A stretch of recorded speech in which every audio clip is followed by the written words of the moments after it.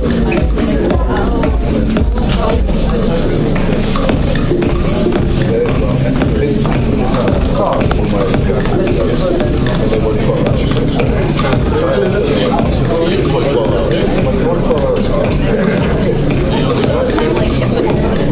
it's completely different. When she's working, it's like,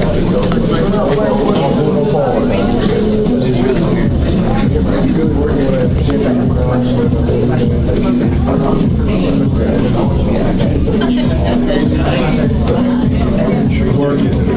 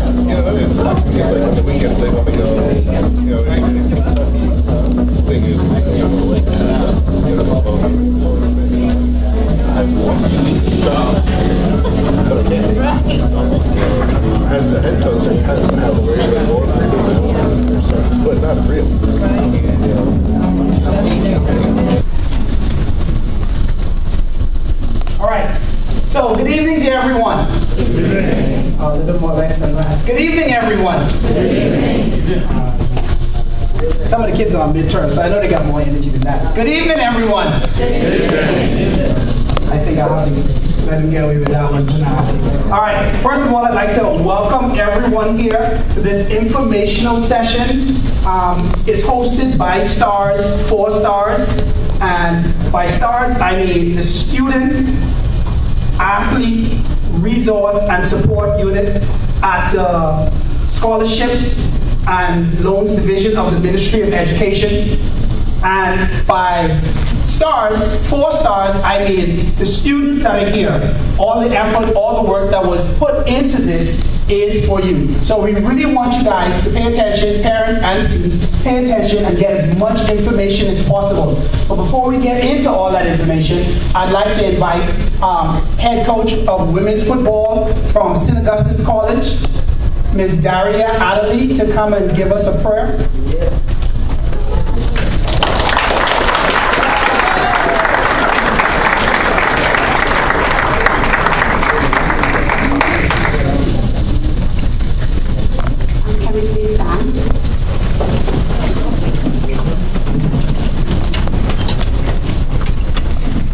Let's bow our heads and close our eyes, please.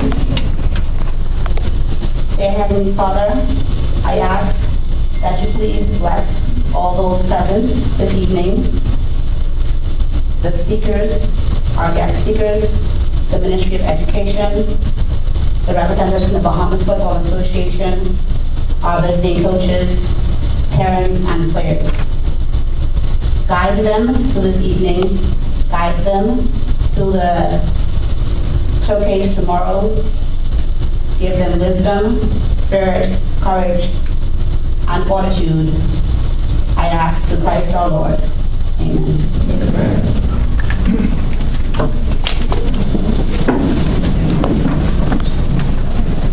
All right, thank you. So as I was looking through the program that was sent to me, and I think many of the coaches here, I noticed that each coach that's visiting was asked to say how many scholarships they had available. And this is why I want your attention tonight. And I scrolled through and I saw just one university. I'm not going to say the university's name, I don't want to put anyone on the spot. And they had, for a number of scholarships available, unlimited. For positions, they listed all the positions. And so I scrolled through and then I saw a few more that was kind of the same. And that's just to let you know how much work was put into this to get these colleges to say, we're gonna have these scholarships available. Now it's up to you guys to do the work, but one thing you know, by coming here, this is an opportunity. Scholarships are available, and we want you to take advantage of that. Right now, we're gonna thank some of the sponsors that helped to make this possible. And I'm gonna invite Ms. Mullins to come and thank the sponsors. Ms. Mullins, give her a round of applause.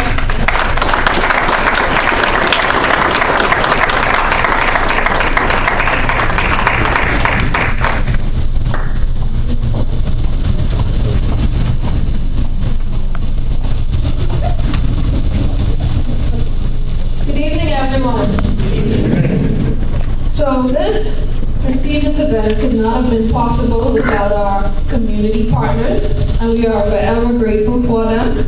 I have Mr. Carl Lynch, the General Secretary of the BFA, here with me to present our corporate partners with their awards. So a token of our appreciation. First up, with bronze sponsorship, we have Bahamas local.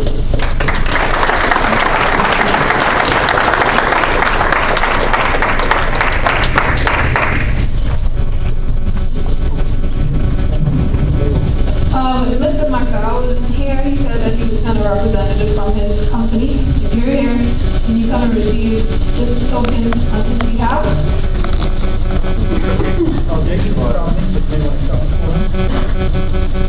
I accept what's put down.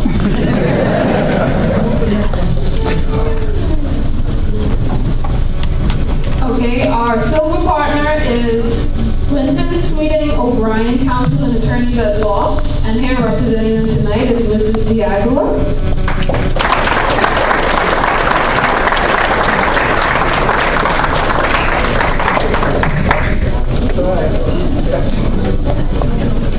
So I've been speaking to Ms. Catherine Mirando for about the last month or so, and she has been so supportive.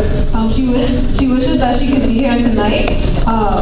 She's really proud of this initiative between the Ministry of Education and the Bahamas Football Association, and they just put 100% support behind this event, and we are so thankful. And last up, our gold sponsor for the So a work like this takes involvement from not only one ministry, but in order to have success, we have to have the support of the community, the corporate environment, and even other ministries. And we're so thankful for, again, our corporate sponsors. Thank you and enjoy.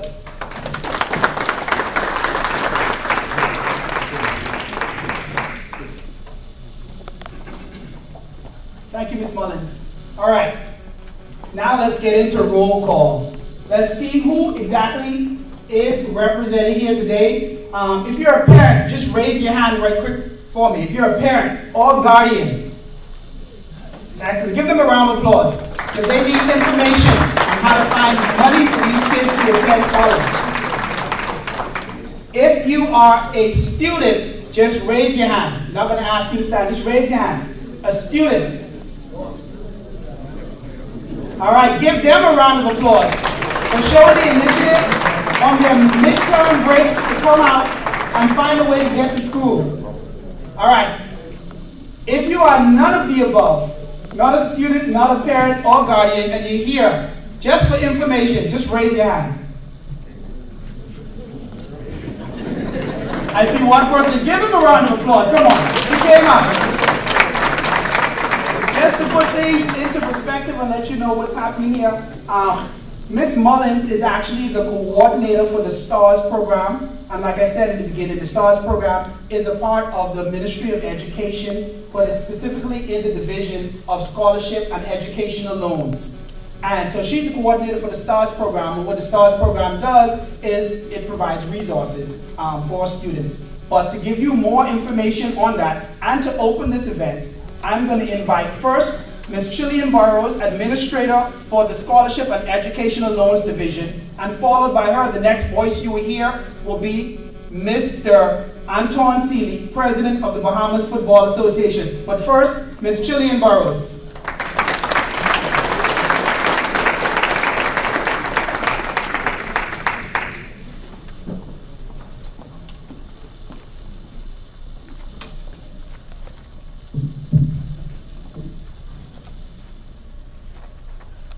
Timothy Munnings, Director of Sports, Ministry of Youth, Sports and Culture, athletes, parents, guardians, ladies and gentlemen, good evening. It is my pleasure to welcome all of you to the first STARS Soccer Showcase. To our visiting college and university partners, we say welcome to the Bahamas. At the Scholarship and Educational Loan Division, our mission is to ensure that qualified Bahamian students are connected with transformative scholarship opportunities and resources that will enable the pursuit of tertiary level education, resulting in globally competitive citizens who are nation builders. We realize that sports instill lessons that are essential to life and complement the lessons taught in the classroom. It can teach values such as respect, discipline, fairness, team building, equality, inclusion, and perseverance. It has the power to provide a universal framework for learning values, thus contributing to the development of soft skills needed for responsible citizenship to 12th grade soccer student athletes in the Bahamas, and in addition, the many collegiate soccer student athletes and coaches. Special thank you to our sponsors for your participation in the development of our students. Parents and family members, continue to encourage your children to be prepared to make whatever sacrifices are necessary for their success.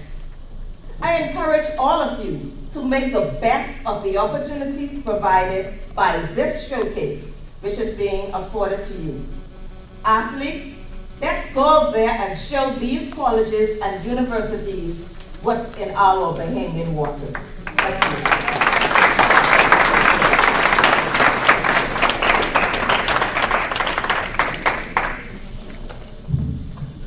Thank you very much, Sam.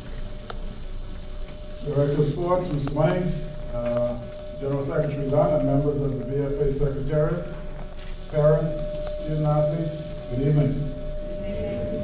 I'm going to be very brief because I know you're not here to listen to me, but you're here to listen to the wonderful opportunities that await you in the soccer world, educational opportunities that are afforded to you by this beautiful game. It's a partnership, and you as student athletes, it's not enough just to get to be a good athlete. The athletic ability will get you there, but you've got to stay there, and your academic ability will keep you there. You have to be ready for these sort of opportunities, and I want to commend the ministry for putting this showcase on and making this opportunity available to you. We in the BFA are extremely proud to partner with them in this initiative. We are excited for you, the student athletes, because we know what this game can afford you if you are prepared to put in the time, the effort, and the discipline necessary. And discipline is a very important part of it. And part of that discipline is showing up on time. Say no more. So I just would like to, again, welcome all our visiting coaches. Thank you for making this a stop on your itinerary. We are convinced that we have the best athletes in the world right here in this small little nation. And I think we've proven that over and over again. On the world stage. So you've come to the right place. Athletes, we look forward to your enthusiastic participation tomorrow.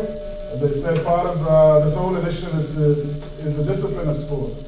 And we have a very early and a very lengthy program tomorrow. The coaches, as I said, they have given up, sacrificed their time to be here. This is a wonderful opportunity for you. This is an opportunity a lot of athletes and a lot of other sports sometimes they wish for.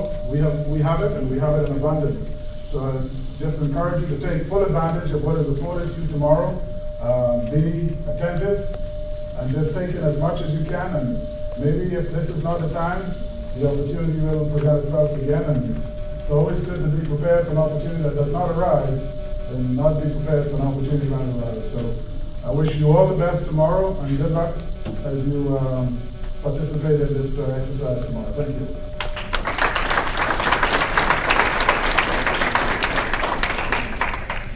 Thank you, Mr. Seeley. Thank you, Ms. Burrows. One of the things that they said that both of them reiterated that was very important, and that we keep saying every time we say the name of this program, is student athlete. Student first, athlete second. So you've got to definitely have good grades to get some of these scholarship opportunities that are available here. And you've got to have some type of school spirit or enthusiasm. Any college coaches from the US here right now? Raise your hand. Enthusiasm, that's one of the things that coaches look for in student athletes, am I correct? Intensity, enthusiasm. I wonder if any coach themselves has that type of enthusiasm or boldness that they would be interested in singing their school song for us here today. Just one college volunteer to sing their school song, to teach us their school song. Come on, we've got to have one. Can we get one? Come on, clap them up. They want. If you clap harder, they will come. There's one school song, fight song, or any of the school songs? You don't know it. Oh man. All right, so first thing when you get on campus, please learn the school song. All right, so someone has moved. But the next person that I would like to invite is Ms. Monique Hensley, Consultant, College Readiness and International Partnership. Is Ms. Hensley here? Okay, thank you. All right, so I went to college, and I'll teach you my alma mater song. Can I do that? If you clap hard enough, I'll do it.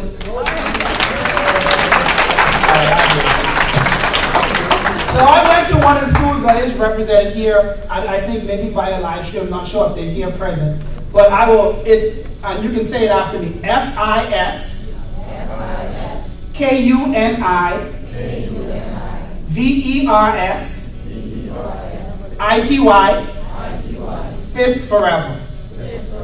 Can we all do it? So FIS, KUNI, VERS.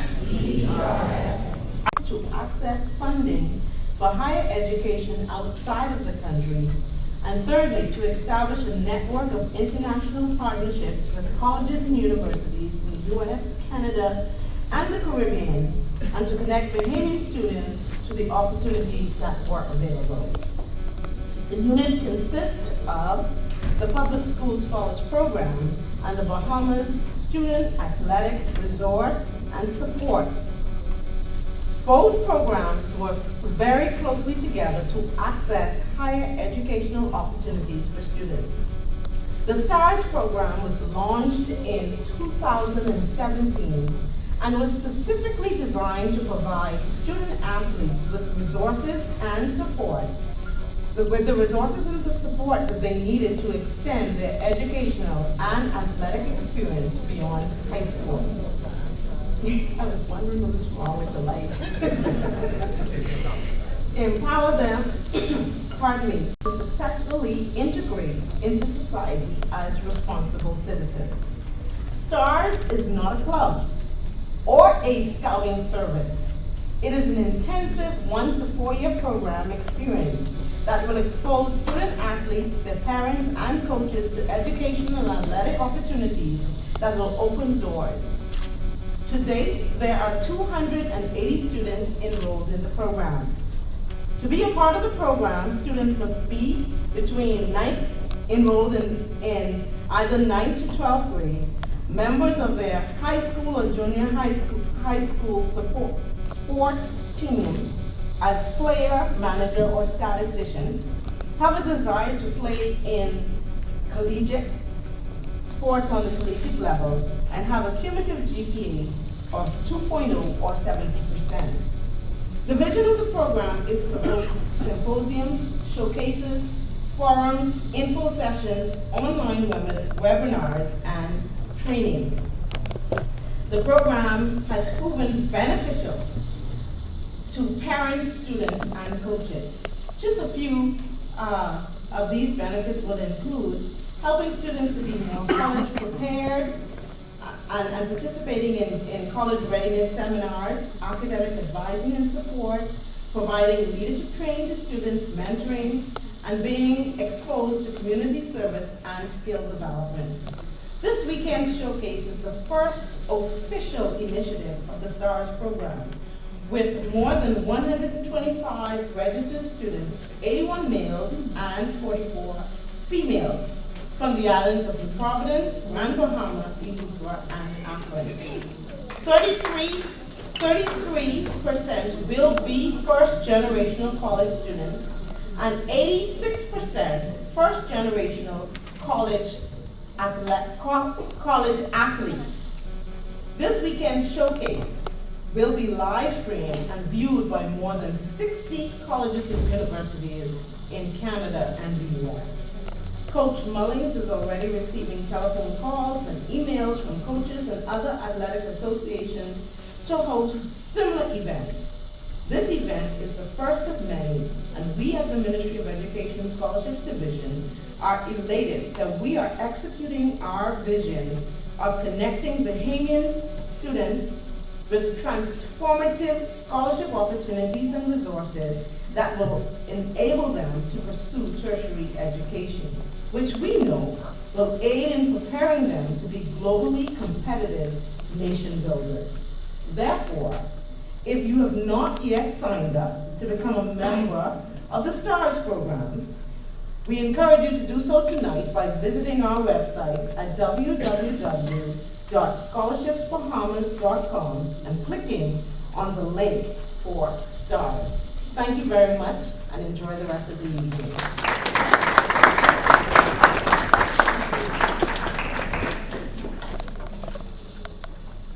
Thank you, Ms. Hensley. For most students, as they matriculate through college or prepare to go to college, they start to run into a whole bunch of acronyms.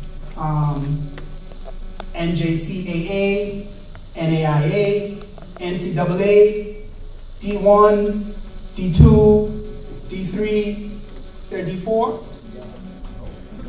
No, D4, so D3. And it's sometimes hard to make sense of what all these acronyms mean, what should I be looking at, what school has the best program, and so forth. And here today, via virtual presentation, we have Vince Gemerick from the NCAA. He's an Associate Director of International Outreach and Education. He will be doing a presentation on NCAA. Round of applause.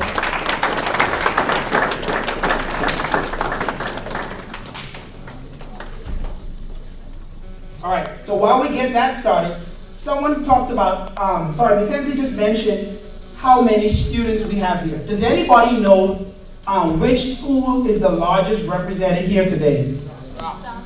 I heard SAC. I heard Aquinas. Any other guesses? I heard C.L. Walker. Everyone laugh. Why do we laugh when you're in C.L. Walker? Yeah. QC. All right. They gave me some prizes to give away. And I'm going to give, courtesy of Sun Oil, Shell Bahamas, I am going to give away a $50 fuel voucher for the high school coach with the most students here today. Can I get a drum roll? And the winner of a $50 gas voucher by Sun Oil, Shell, C.L. Walker. The largest amount of students here today.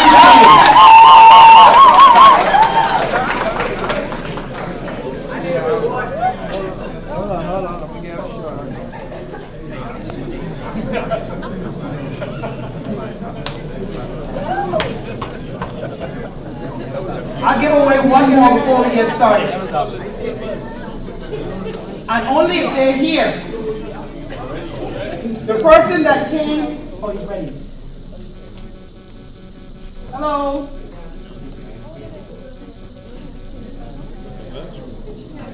Okay, so I think we're ready, so I'll hold off on the voucher, but it's going to be exciting.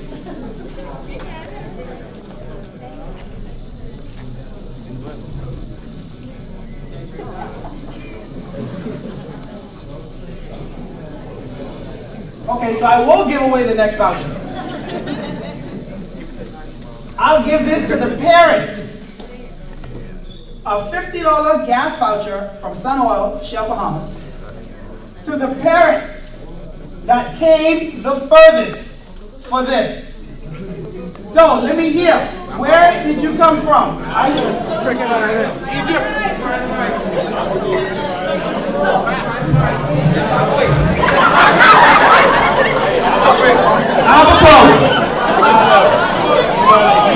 East. Zimbabwe. Grand Bahama. It's further than Grand Bahama. All the way to Mountain today. Where you came from today. Between today and tomorrow, you're normal residents. I'm sorry, Twynham Heights. Anyone else? Fluid, only Grand Bahama? Auckland. Auckland is much further than Grand Bahama. You came from all the way Auckland here to get information on how to get your son or daughter in college. Son. Does she deserve this? Give her a round of applause.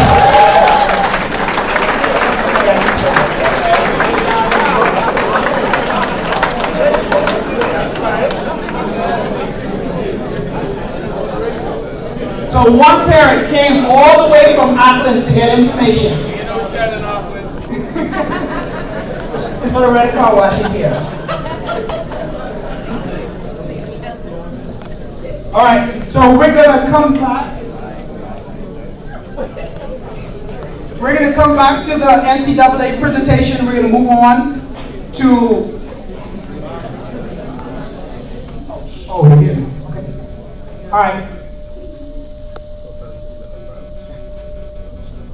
So at this time, I will turn it over to Mr. Vince Gemert. He, again, is the Associate Director of International Outreach and Education for NCAA.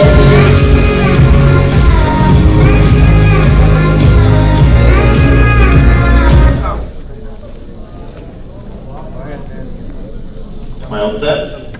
Yeah. All set. Perfect. Hi, everyone. My name is Vince. I work at the NCAA Eligibility Center.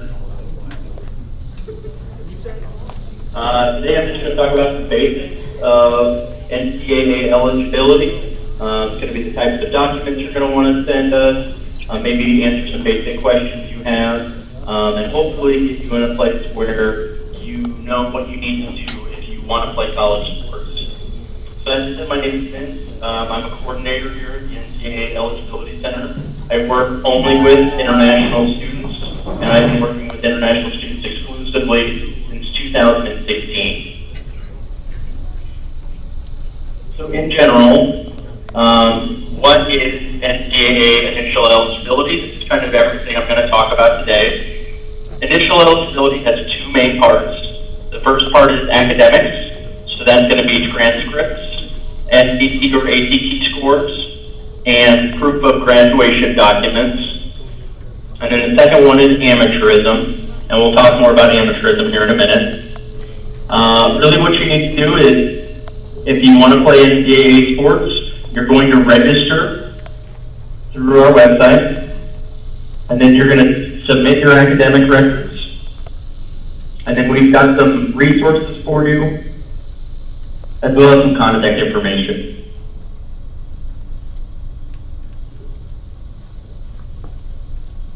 So initial eligibility only applies to NCAA Division I and Division II schools. It ensures that all first-year students are academically prepared based on their high school grades. You have to meet some minimum requirements. The minimum requirements are a 2.3 grade point average, or GPA, and then an SAT or ACT score of a certain level.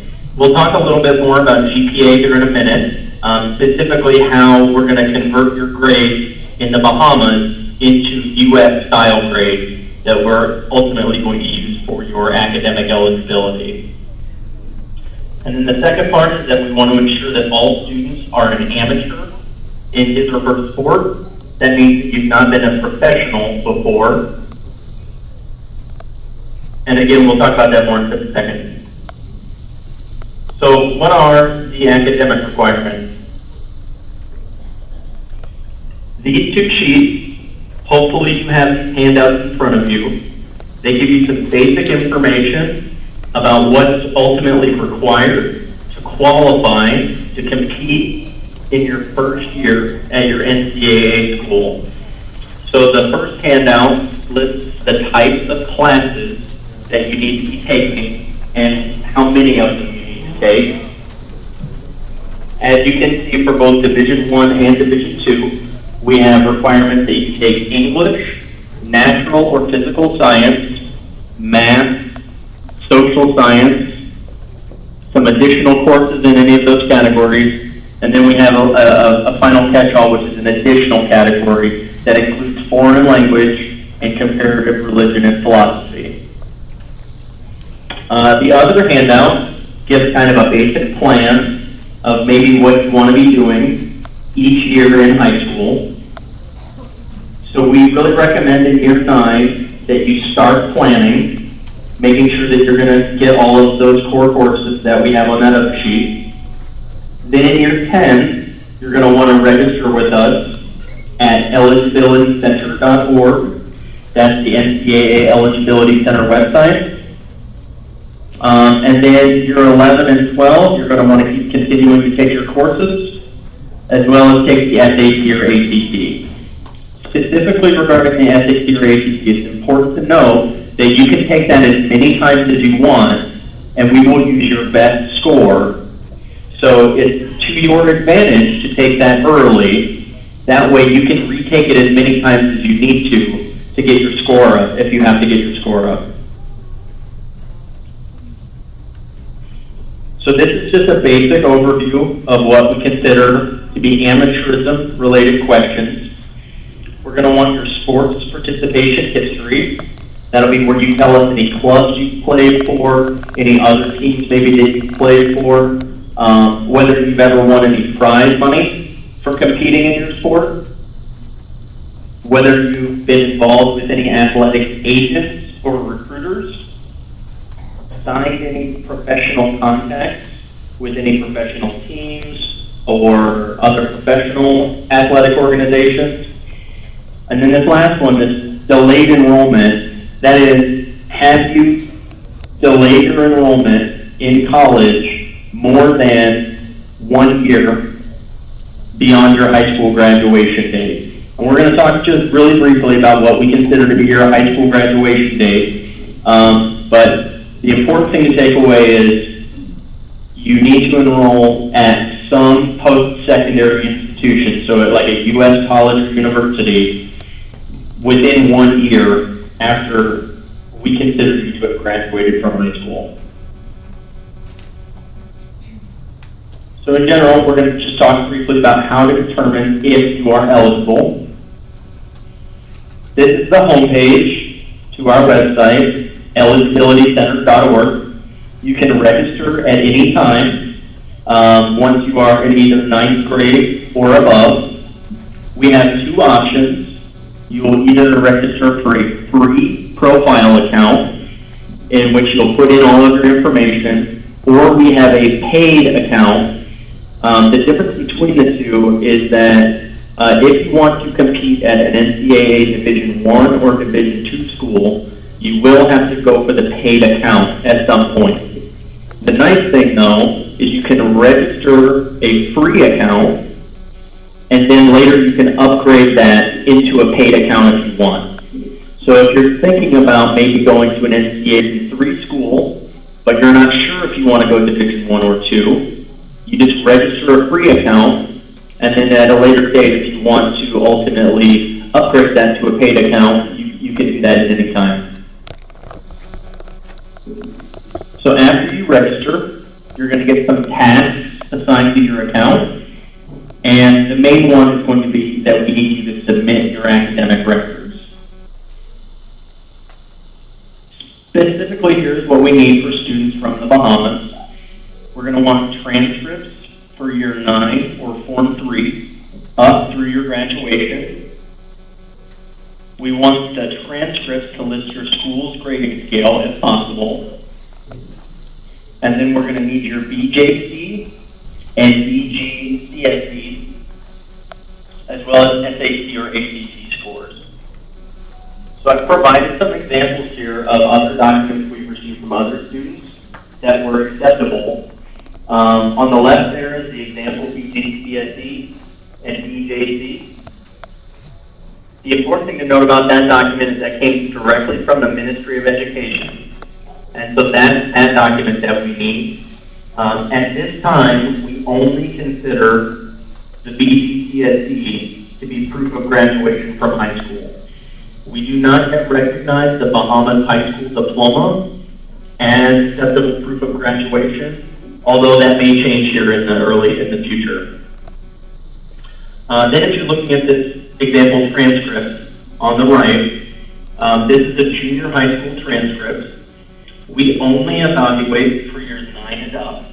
So in particular for this student, we would only look at the 9th grade to determine the grades and credit that we can award from the document. It really doesn't matter what format your school has their transcript in. Just go ahead and send in whatever they have, whatever they normally give you. And then if we have to ask some questions to clarify what's on the document, we can get that clarification and after the fact. The last thing there is that we do need an SAT or ACT score. When you take the SAT or ACT, you will be asked which schools you want to automatically send your scores to, and we are essentially a school in that instance. So if you put the code 9999 down on the test when you take it at first, they will send us your scores for free and automatically.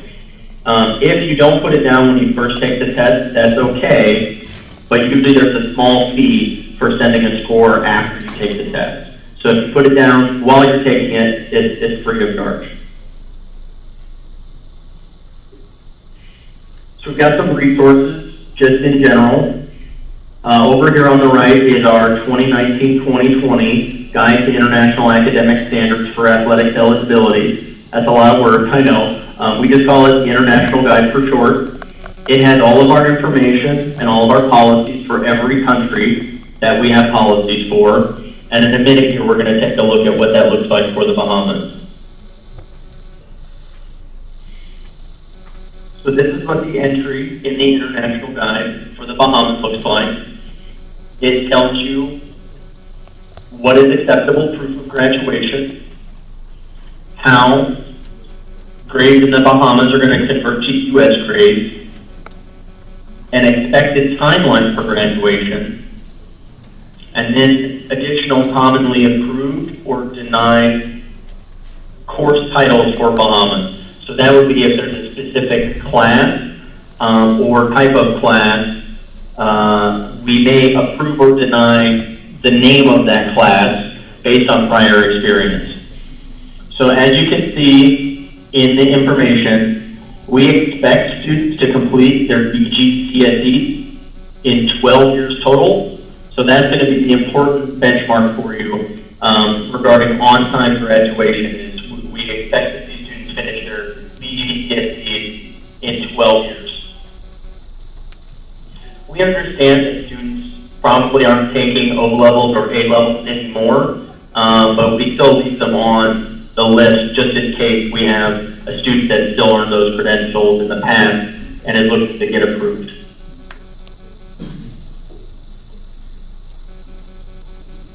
So that's pretty much it. Just a quick overview for you. Hopefully that gives you a little bit of information. In general, if you want to get in contact with us, we've got lots of different ways. Some of them are linked there on the bottom of the page. You can also just Google Contact NCAA International. That will lead you to a contact form that you can use to send us your questions via email. Send us any question you have, and we're happy to answer it. And then we'll just get back to you via email. You don't have to have registered before you contact us, so if you have questions maybe about the process before you even register, feel free to send us your email, and we'll answer any questions we can. So that's it for me. Does anybody out there have any questions for me? Any questions?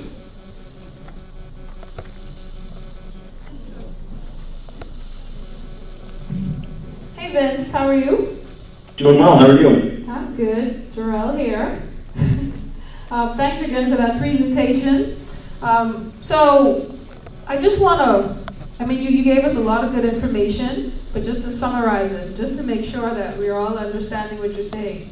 So currently, if a Bahamian wants to qualify for a Division I or Division II scholarship, there are two tracks that you're considering. They either need to have the 5 BGCSEs in those 5 core subjects with C's or higher, or they need to have the and at least 5 BGCSEs with a grade of F or higher because of the grading scale that you have.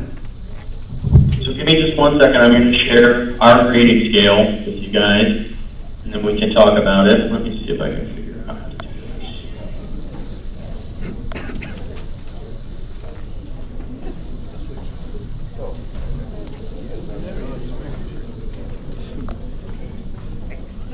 All right, can you see that?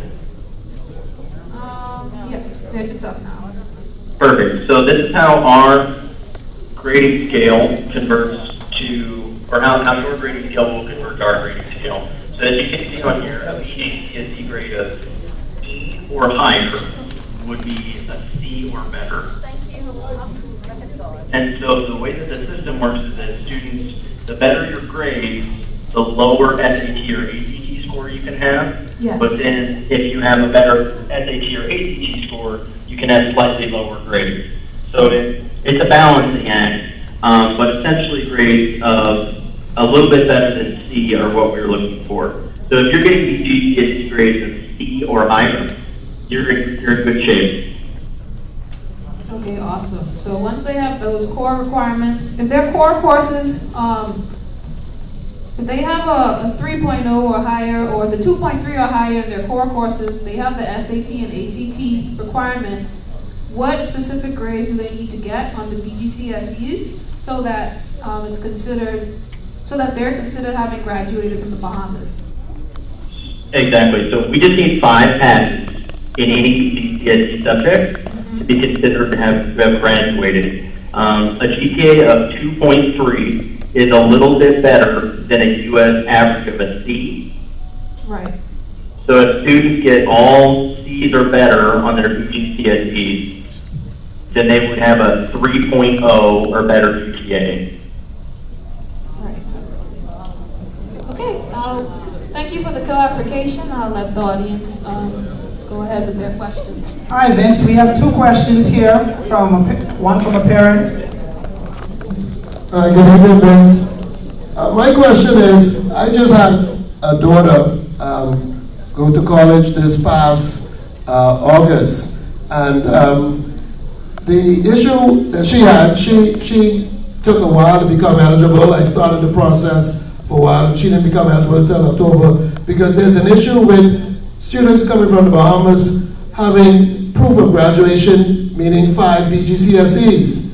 Now, she played tennis and went to a home school where they did not do BGCSEs. Now, she did 3 of them, but she had an SAT score that was satisfactory and a GPA. I'm still wondering where it came from, where that 5 BGCSEs is determining graduation in the Bahamas, because I don't realize that being so, because all children do not take BGCSEs. Some schools they don't take it. So I'm wondering why they had it where I had a big issue where 5 BGCSEs was considered the standard of graduation from the Bahamas. Did you get that, Vince?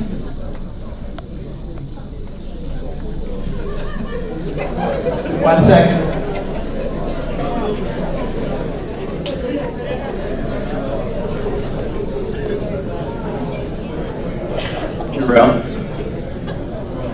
Yeah, I can't hear their questions, unfortunately.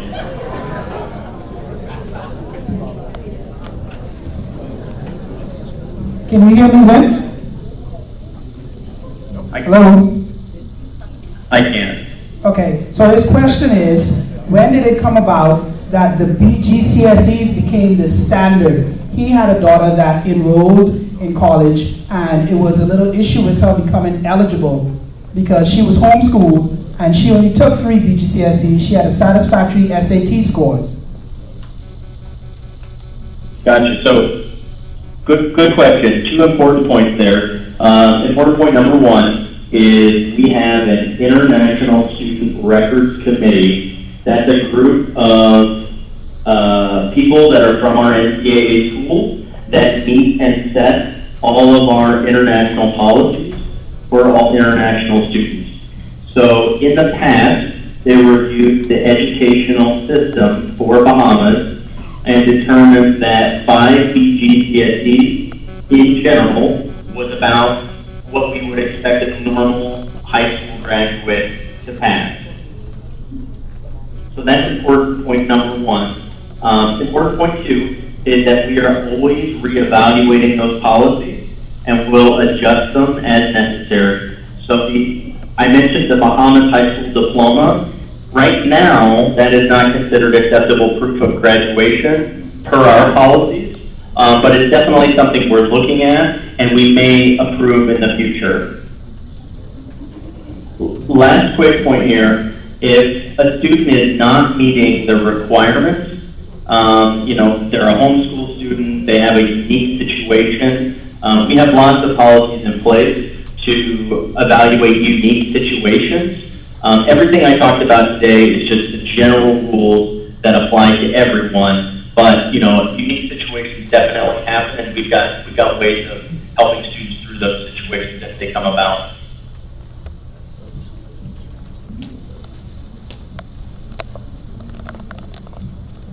And to the parent that inquired about the 5 BGCSEs becoming the standard, that's something that we are actually working on within the ministry along with the NCAA. They're reviewing the high school diploma, and as the high school diploma program develops and it becomes more standardized, we should see some changes. But for right now, the 5 BGCSEs is the standard, because that's what colleges recognize. Students who possess those 5 BGCSEs are more so observed as college ready. So until the high school diploma reaches that level, they'll continue to look at the BGCSEs along with the core coursework. Meaning that if you get an IB diploma, we do not have to count the 16 core courses. We just assume that you got your 16 core. That policy may be going away in the fall of 2021, but it will be valid until 2021. So if your student is thinking about finishing their IB diploma and then going to school in fall 2021, contact us via email or telephone, and we're happy to talk to you about that situation. But it's also another form of graduation for us, just like UCSD. If they have the IB diploma, coming from the Bahamas, would they still need the BGCSE requirements as the standard for graduation? They do not. Nope. Either an IB diploma or BGCSEs. You don't need both. Okay, so it would satisfy the 16 course requirements as well as the standard for graduation. That's correct, yeah. And until fall 2021 is when it's going to satisfy the 16 core. Even after fall 2021, it's still going to be proof of graduation, but then we just need transcripts to count and make sure that you had 16 core courses in high school.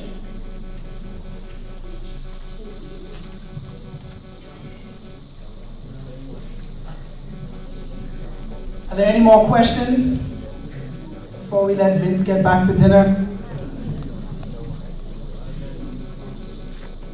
Okay, sounds great. Everybody have a great day, okay? All right, thank you.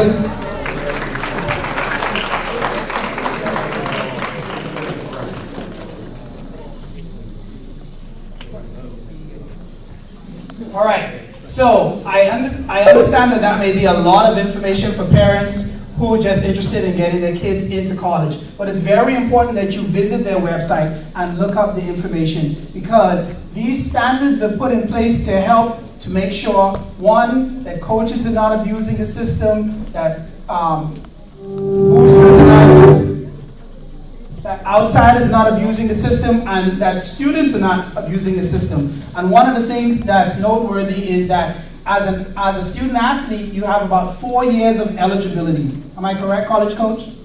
You have about 4 years of eligibility. So when the student asks the question about transfer, if you've already played 1 year, 2 year, all of that needs to be taken into consideration to see how many years of eligibility you have left. And then there are tons of other things that they need to look at to make sure no one is paying you under the table to play, no one is betting on you, etc. So these are important information that parents and students need to visit, especially if you're interested in Division I, Division II school. Also, NJCAA, they have their sets of standards, and NAIA, they also have their standards. So each division, what is the correct term, college coach? Division? So each arena or division of sports has their own set of standards. But all of them are kind of similar, and all of them have the same goal in mind, which is to protect athletes and protect schools, protect coaches, just to keep everyone protected. So let's give a round of applause for Vince. I know he's gone, but let's thank him for his information. And next, when we're talking about protecting athletes and protecting their performance, you can't do that without talking about anti-doping policies. And here in the Bahamas, we have an anti-doping agency here that helps to keep our athletes clean. And NCAA and the other organization, when you get to the US, they help to monitor that. But here we have our own anti-doping agency, and I'm going to invite Ms. Petra Haven, Executive Director of the Bahamas Anti-Doping Commission, to come and give us some information about anti-doping.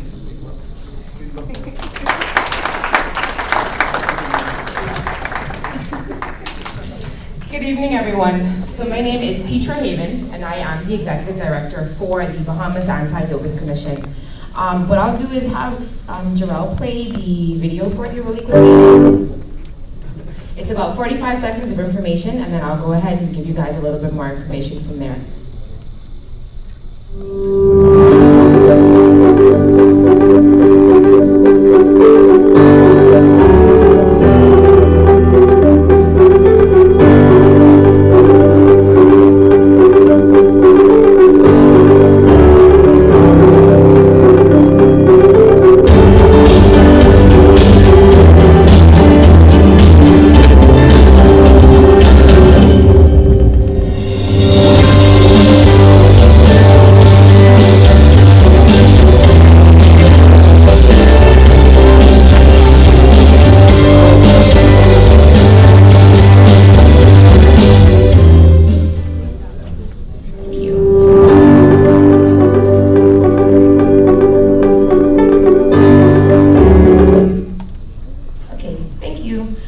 So the Bahamas Anti-Doping Commission, also known as BANSI for short, we are the organization that has two main responsibilities. And our main responsibilities are testing and educating. So we would test our athletes during competition or out of competition. In competition would be something where you have a soccer match or where you have a national game, Garifta, depending on your sport. And out of competition is when we show up somewhere, whether it's your home, well for student athletes would be your home or your training facility.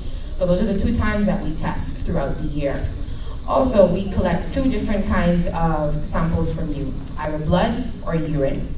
So we, as a national anti-doping organization, we test all athletes. So it's not just one specific sport. So we would test in aquatics, athletics, soccer, basketball, golf, rowing, cycling, pretty much any sport that is represented in the Olympics. So two main things we do, testing and educating.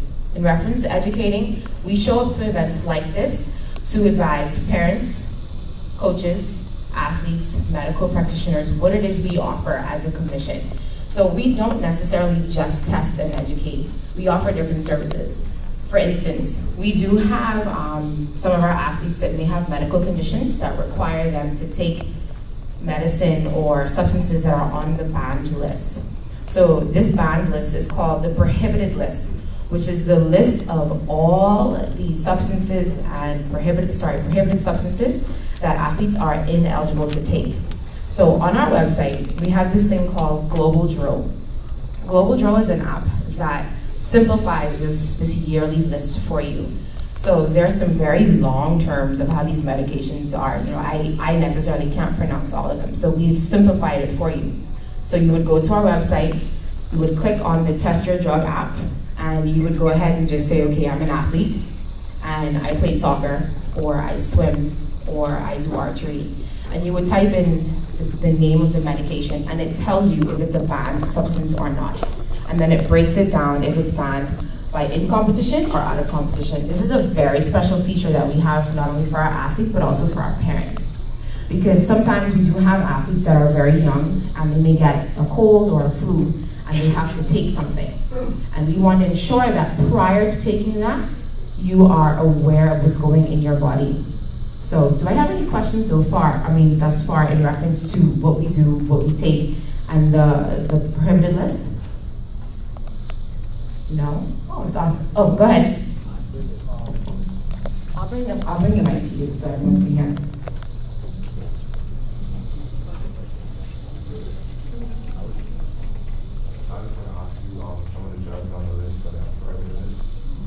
Sure. So I don't know if everyone heard his question, but one of the things he asked was, what are some of the things that are on the prohibited list? So any kind of steroid would be something that's on the prohibited list. So any performance enhancer, something like Ventolin or prednisone, and these are medications that are in certain things that asthmatics will have to take, which is why it's very important to speak to us if you have to take anything that's on that prohibited list for a medical condition that you have. So us as a commission, we would speak with you and your doctor to ensure that we get you a therapeutic use exemption form. So does anybody have any question about that? Because what happens is the prohibited list is put out every year by the World Anti-Doping Agency, which is our parent company. And on this prohibited list are all the things I said that are banned. Once it's on that list, if it's found in your system, you're considered to be doping. There are certain athletes that have medical conditions that would have to take something that's on this prohibited list so they're able to survive, they're able to live. For instance, asthma. So if you have asthma, you might have to take Ventolin that's in your pump, and we would make sure that we get you a therapeutic use exemption form to make sure that you're not considered to be doping. So do I have any other questions thus far? Sure. Is this form online? Yes, the form and the process is on our website, and I'll give you our website before I leave. Yes.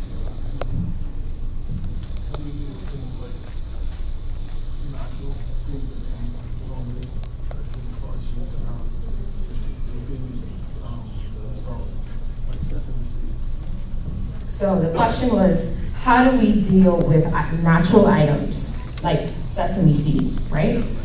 So.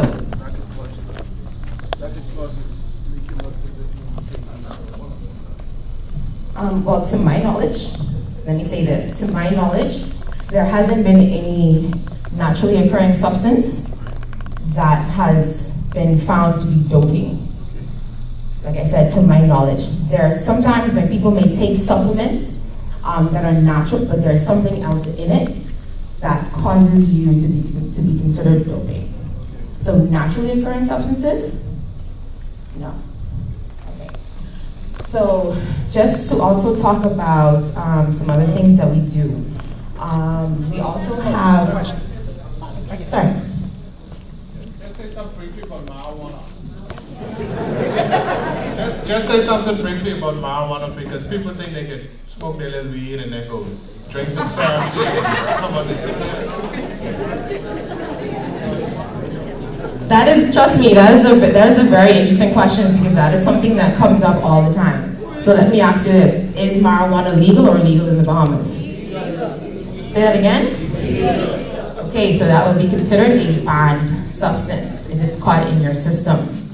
But there are places around the world where marijuana is okay, but here in the Bahamas, marijuana is illegal. So if it is found in your system, it is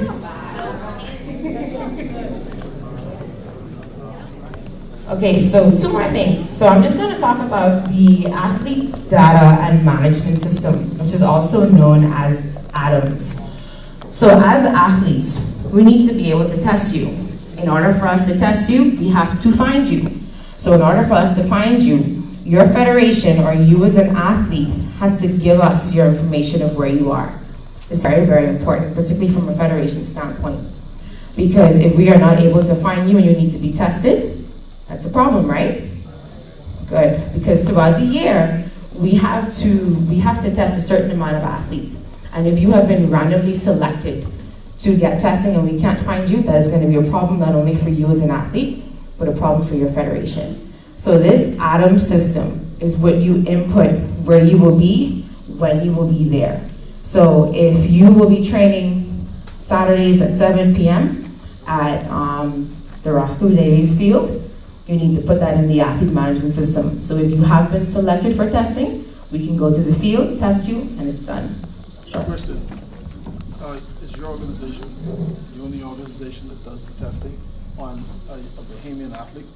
Not necessarily. So if the athlete is in Seattle, if the athlete's in California, they decide to smoke a joint, they get tested there, but it's not a banned substance.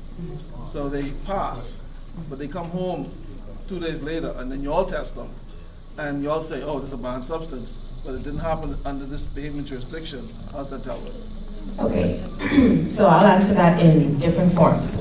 So one, if a Bahamian athlete is anywhere in the world, we can find them for testing. Okay. So that's the first thing. Because we have relationships with anti-doping organizations everywhere in the world. So if you are in Saudi Arabia, there's an anti-doping organization there, and if you go there, we can find you. So that's the first part. So secondly, if you are in California, and where marijuana is legal, and you are tested. I'm trying to see how I can answer this in the short question. So, go ahead. Sorry. No, it's fine. It's a very legitimate question because it is legal there, but as a Bahamian athlete, it is illegal for you to take that because you are under the Bahamian flag. So, wherever you are, it doesn't matter.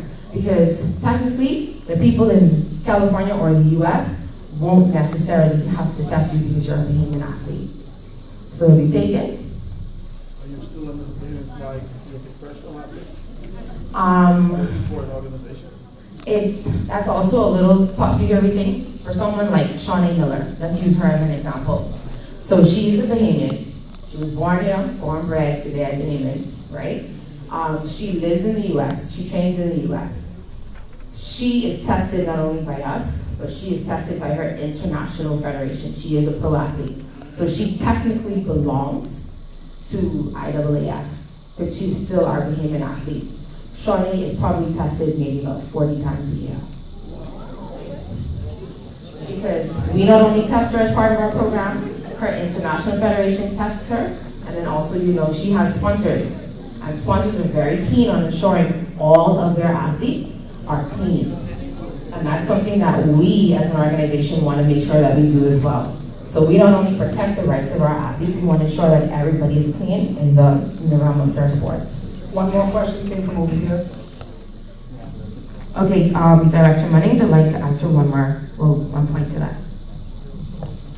Good evening. Just to that question you asked, there are a number of products out there that are legal to take, cold medicines, but those items are also on the prohibited list. So marijuana may be legal, but it may be on the prohibited list. So you need, if you are taking any type of medication, if it's marijuana, request a therapeutic exemption form to make sure that you clear yourself, to justify that you're taking something for medical reasons. If you're taking marijuana for recreational purposes, whether it's legal in California or anywhere, you will be tested as positive. All right, so if you're taking it, yes, there are medical reasons for it, but you need a therapeutic exemption for it. So that goes to anything. We've had Bahamian athletes that were using, when I was an athlete, the Vicks inhaler. They had a cold. The Vicks inhaler came up as positive. The athlete had a suspension, they were sanctioned because of it. So there are legal things that you can take, but you as athletes are responsible for whatever goes in your body. There are athletes out there that are taking proteins and other supplements out there that when they test positive, they'll say, listen, I just bought stuff at GNC, whatever. The World Anti-Doping Association does not care. They know that you've taken something. They don't know whether it's some conspiracy or whatever. You're responsible for what you're doing, so be aware. The products that you take, Ms. Haven mentioned the website. We can put in that product or medicine to see if it comes back positive. So please be aware of what you put in your body. Two questions over here. The first one is, what are the consequences for masking agents? Some people believe that you can drink some green tea and it'll cover up anything, but what are the consequences if you're found with a certain level of masking agent in your blood system or? So depending on, not necessarily depending on what it is, but if you're found to be doping or trying to cover up doping, that is a sanction. So depending on the anti-doping, I'm not sure where the question came from, but depending on the anti-doping rule violation, you can be suspended for as little as a month or as long as a lifetime. And the second question is, how does the Bahamas Anti-Doping Commission standards fare to the international standards, or specifically those of the NCAA? So we follow the World Anti-Doping Agency standards when it comes to sanctioning. There may be a little difference in some of the things, which is how it is with different territories, but we follow mainly the international standard. One last question, I think. Just real quick. Two more questions and that's it. So the Anti-Doping Commission, do you have penalization powers? Do you report to someone else to execute those powers? So the question was, do we have penalization powers? Yes, we do. So we work along with the Ministry of Sports as well, because we are under their umbrella, but we work in conjunction with them so that it goes across the board. So yes, we do have penalization powers, so we do sanction. One last question. Are you 18? Then no, you can't.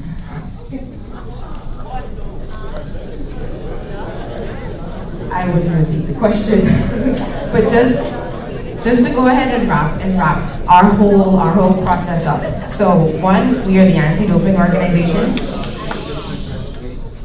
So one, we are the National Anti-Doping Organization. We do two things, which is test and educate.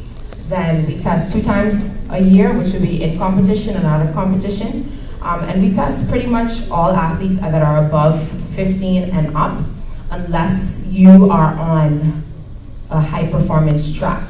So if you are under the age of 15 and you're being tested, then you are someone special and you're someone to be looked at. Okay? So do I have any last questions before I go ahead and hand the mic over? Okay, thank you very much.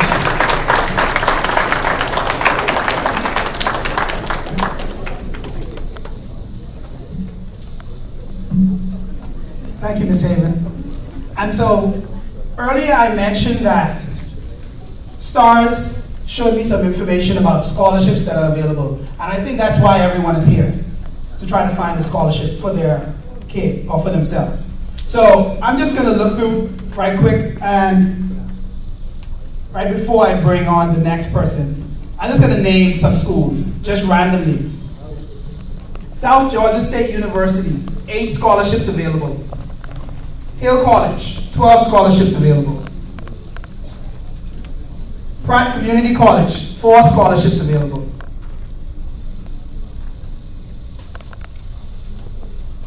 And when they're talking about positions, most of the schools list all positions available. So that says something. That says even if you get in, when you get there, you may not be safe, because next year when they come, they'll still be looking for all positions. So get in there and do well. And one of those persons that was able to do well, I'm going to call up to share his college experience, Mr. Mark Altador.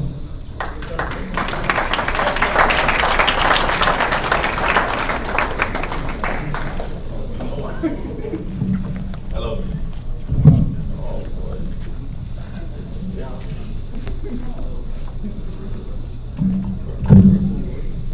Good afternoon, guys. I'm very excited to be here today. But first, before I start, I want to thank my good friend Jarrell for the invitation. It's always a pleasure to speak to a group of young, up-and-coming athletes, especially here in the Bahamas. Tonight, I want to welcome you guys to the journey that will eventually change your life. And so, as I speak tonight, if you're an athlete here, I want you guys to just see yourself through me. Here's why. While I would have loved to start this conversation by saying that I sat in those same seats where you guys are sitting right now, I really can't. Only because the opportunity that you guys have tonight is an opportunity that I did not have when I graduated high school in 2002. In fact, I did not even play high school soccer. See, where I come from, I know how many of you guys have heard about the peas in the mud, pigeon peas in the mud in Abaco. That's where I came from. So after school, I had to run home. Let me slow down. I had to run home and try to change my clothes and then go to the grocery store to pack bags so that I could actually have enough money to go back to school. But what we can all relate is that just like you, my journey started right here on this Caribbean island. So, to all of you here in attendance tonight, who is eager to show off your skills tomorrow, while our journey may not have started in the same place, but there are many ways in which we can relate. I came from here. I've traveled the road that some of you guys will have an opportunity to travel tomorrow. See, all my life, I've always dreamed of one day going to college and getting a quality education so I can help my family and get myself out of the Haitian village where I came from.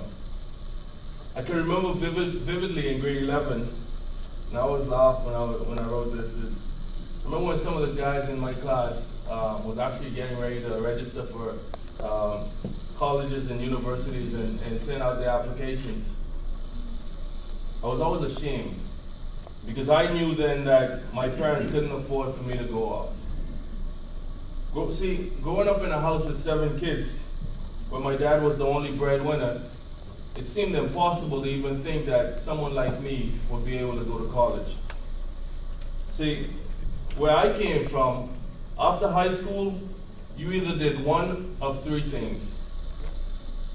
You either went from packing boy to shelf boy in the local grocery store, or you get a job with a construction company as a carpenter's helper, or, and as bad as it might sound, you reach out to the local dope boy and you let him know, hey, the item was ready to make this money by any means necessary.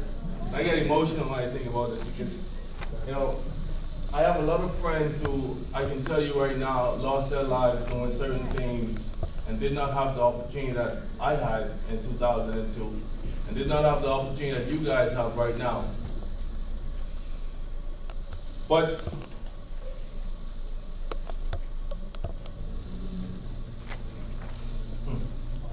Speak, bro, speak.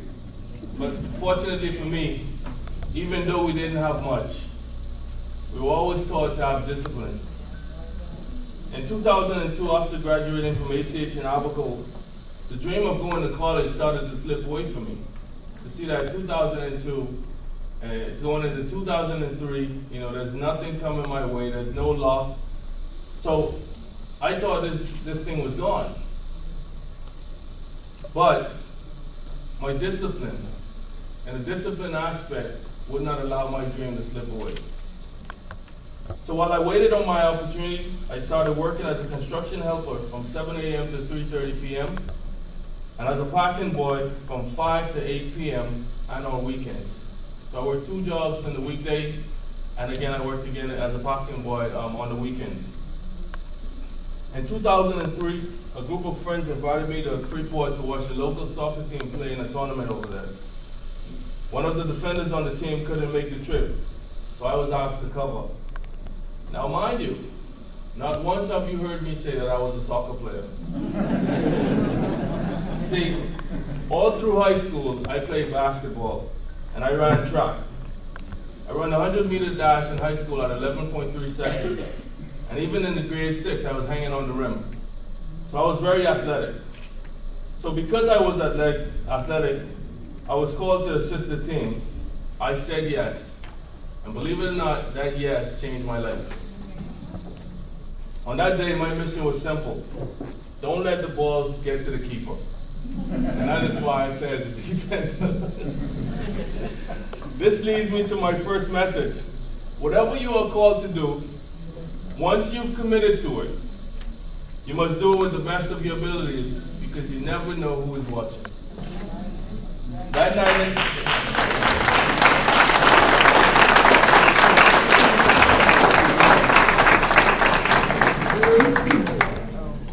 night in Freeport, in the stands with a guy by the name of Mr. Gary White, the technical director for the Bahamas U23 and senior men's national team. Now listen, this was my very first soccer game.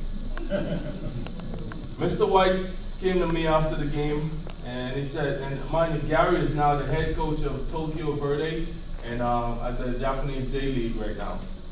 And that night, Gary came to me and he said, you know, great game with an English accent. I'm like, okay, he must be somebody. When he told me who he was, you know, he asked me, say, if I ever been to Nassau, I said, no. And he said, well, if you want to, I'm going to invite you to come to Nassau and try out for the national team. And listen, everything in my body was like, national team? Like, wow. Like, who would have thought?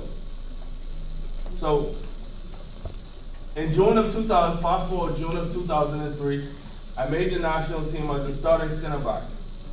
After 3 years of working as a carpenter's helper and a packing boy, it was finally time to move to Nassau to compete. But I did not have a place to stay. And this is gonna be crazy. Actually, in the back, my love. So what she did, she allowed me to stay in Jarrell's room while Jarrell was in college.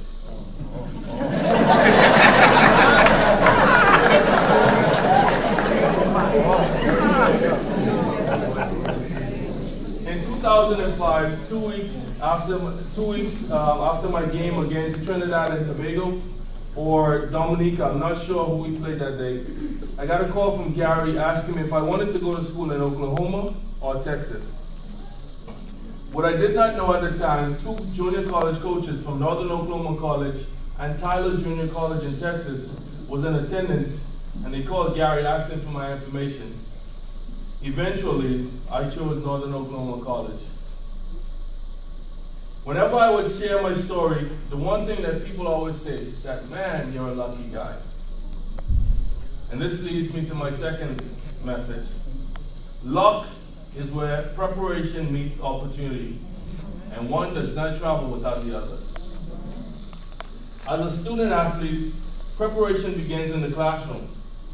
That is why the student comes before the athlete. This weekend, your opportunity will be to earn a soccer scholarship, but your grades and what you've done off the field will determine your level of preparation. College is an academic institution, not an athletic institution. And I'll say that again. College is an athletic institution, not an academic institution, not an athletic institution. So if your grades and your attitude isn't right, then you're simply wasting your time. So if your grades and your attitude isn't right, then you're simply wasting your time. It is so easy to lose focus in college. Your mom and dad won't be around to tell you to do your homework. It will be up to you to learn the balance between social life, academic life, as well as your athletic commitment. While at Northern Oklahoma College, I could remember walking to class and smiling like, wow, like I'm really here. I am in college. The little boy who was born to a 16-year-old mother in Haiti and moved to the Bahamas only to end up in a Haitian village is actually here in college. And so it motivated me to go harder. Go hard or go home, right? Say it with me. Go hard or go home. So I did just that. In the classroom, I was an honor student. I graduated NOC in 2007 with a 3.55 GPA and my associate's degree.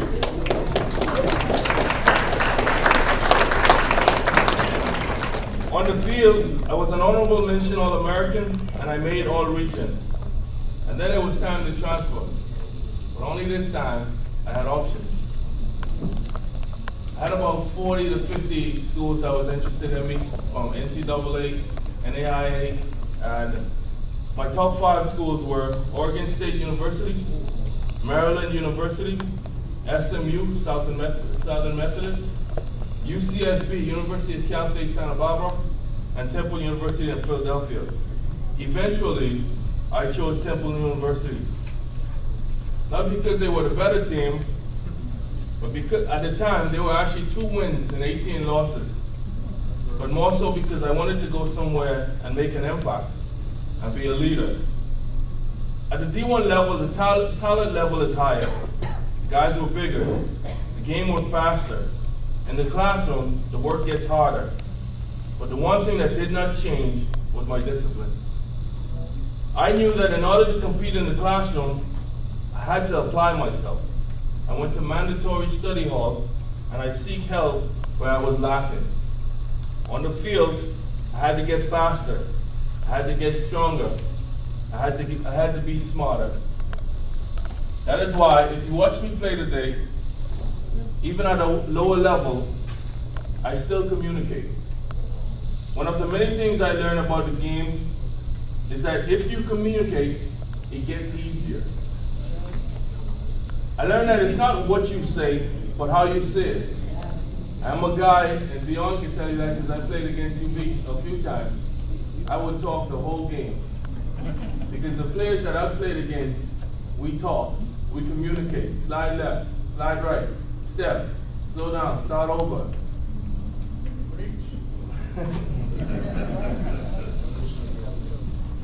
In 2008, my coach had a contact in Europe who had shown interest in my talents and offered to take me to Viborg, Denmark. And during my physical,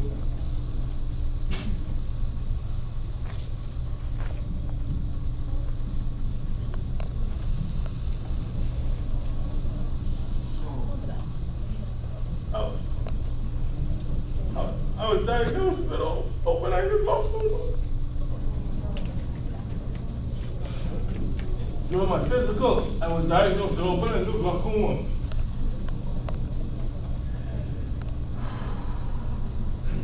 This is where pressure in the back of your eye causes you to lose your peripheral vision, and eventually may lead to blindness. That same year in 2008, while coming from a party, I got shot right across the street from my campus.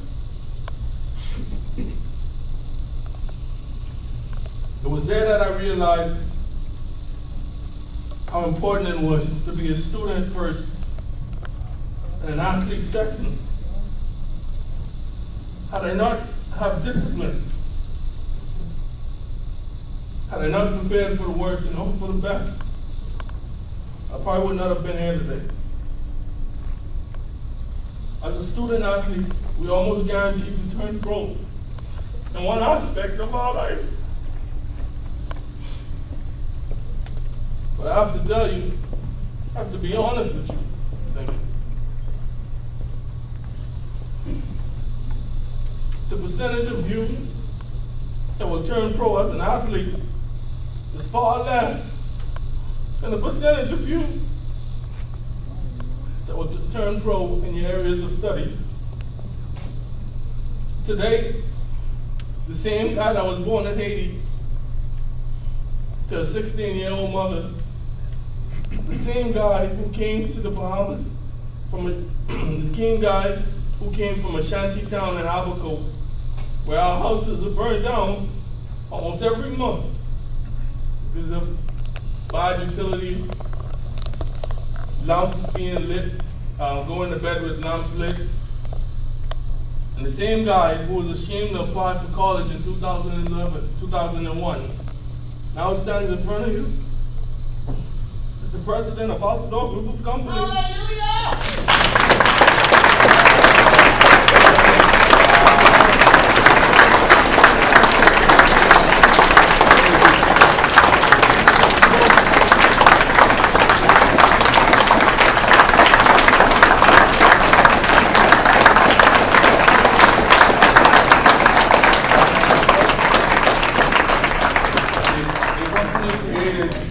International real estate investors find and understand how and where to invest in the Bahamas. I stand before you as the Director of Marketing and Sales for Replay Destinations Bahamas, a multi-million-dollar real estate development company based out of Vancouver, Canada. I'm happy to tell you that not only did I get out, I got my brother out. He's graduated college, I played professional basketball in Thailand, Spain,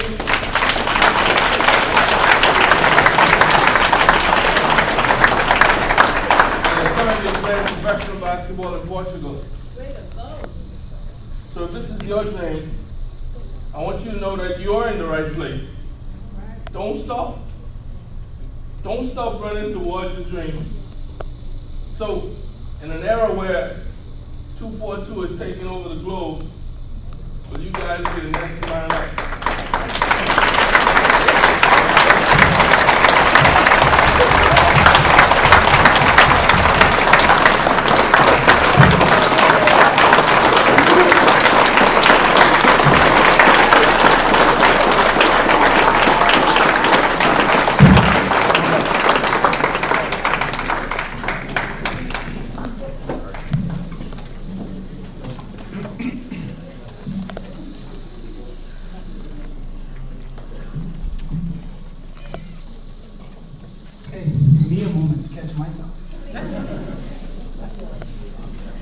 We're just going to move straight to the next person.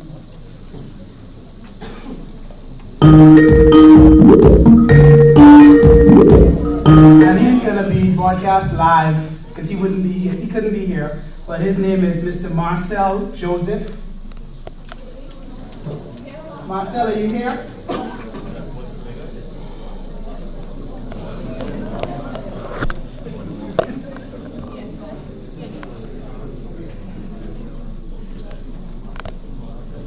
Give us a moment.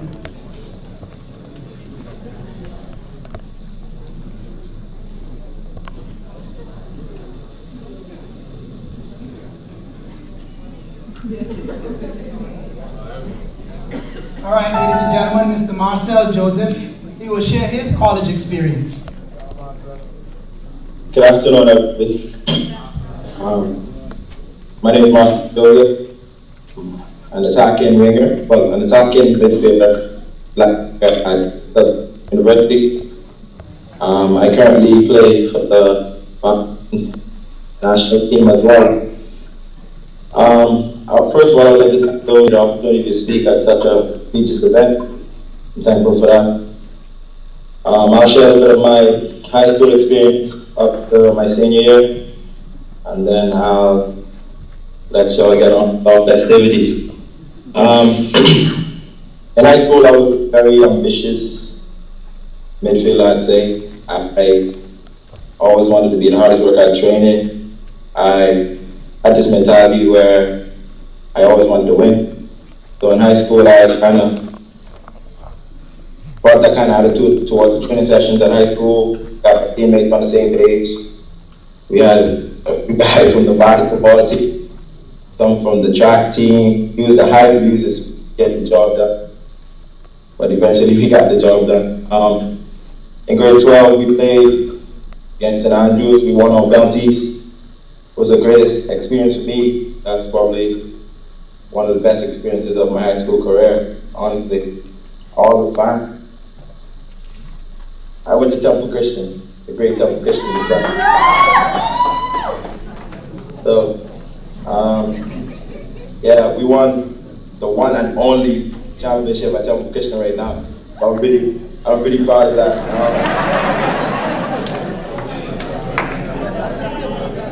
The process from there on, I had some very influential people in my life. I had people like Dion Gadet, I think he's among you. Mark Altigo, so one of the influential guys in my more younger days. Get going now. Basic procedure, I had to take my ACTs. You could take your SATs too, but I took my ACTs. Mac got me hooked up with Eastern Oklahoma State College, where I did my freshman and sophomore year.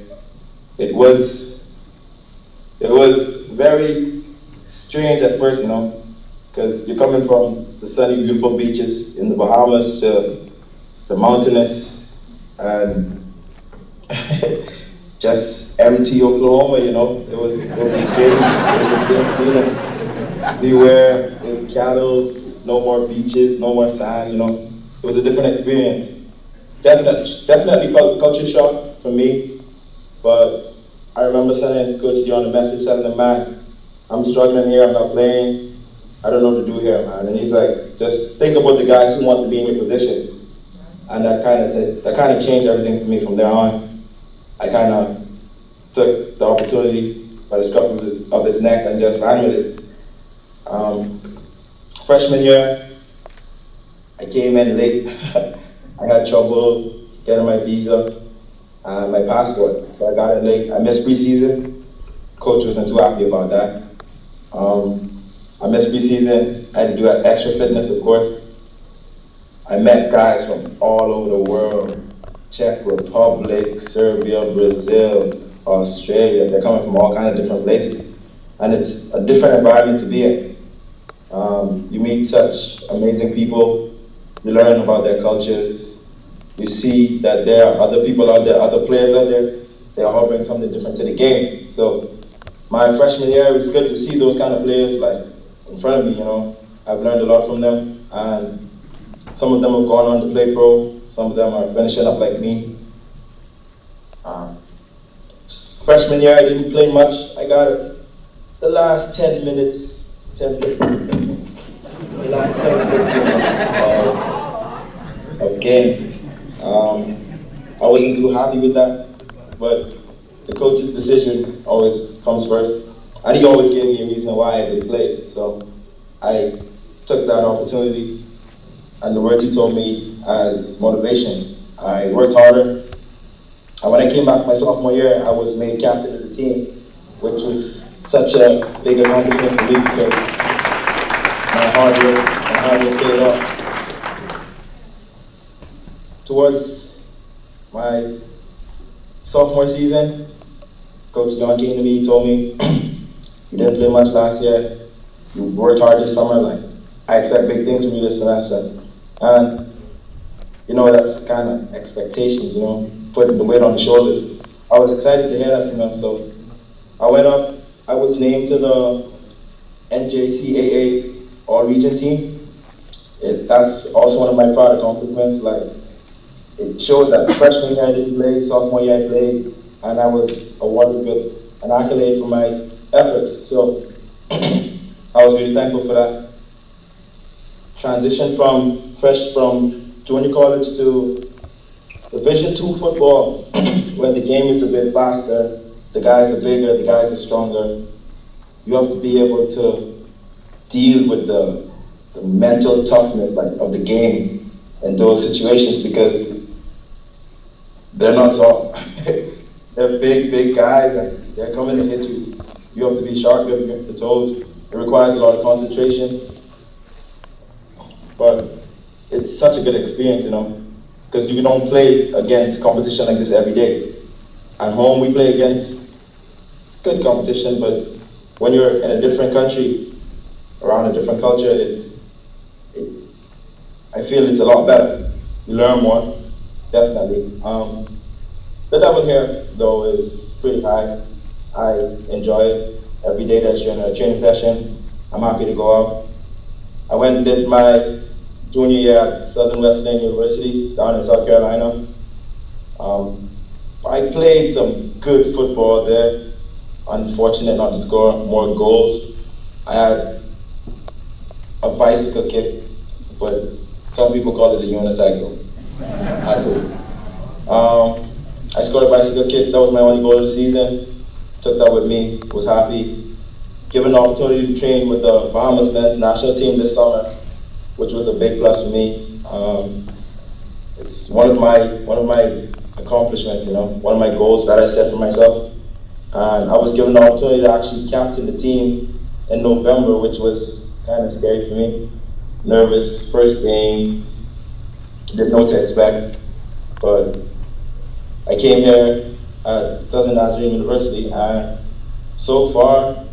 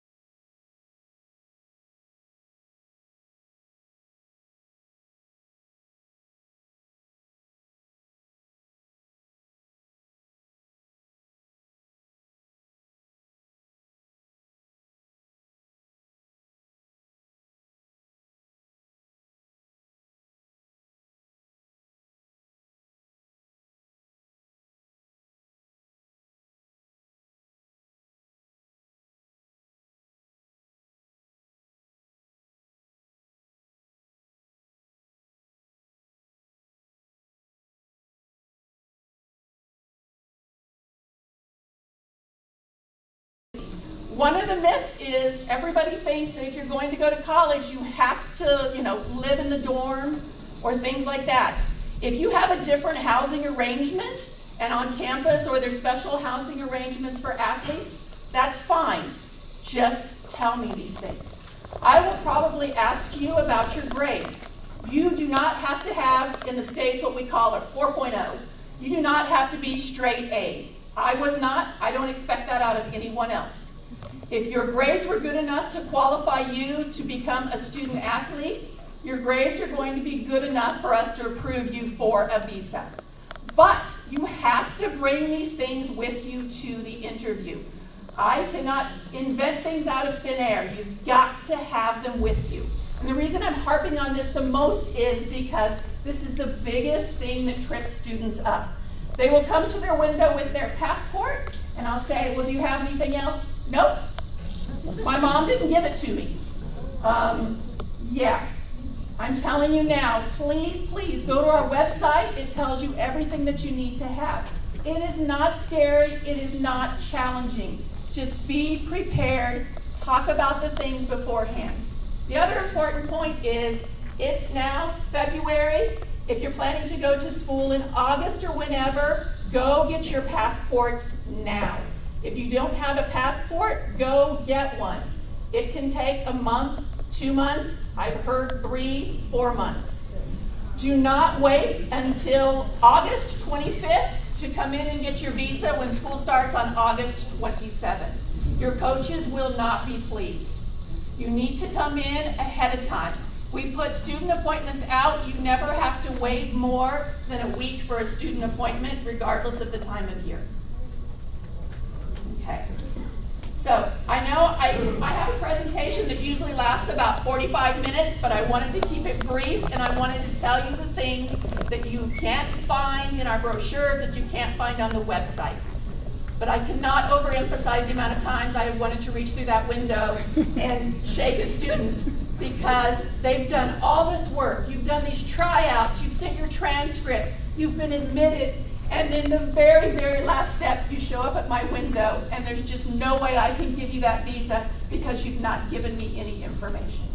So please, please help yourself and be prepared. That's it.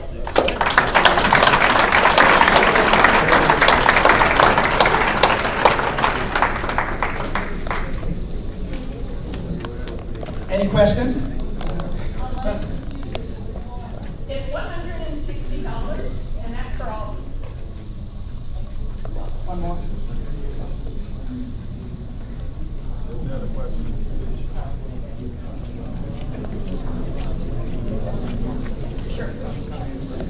Sure.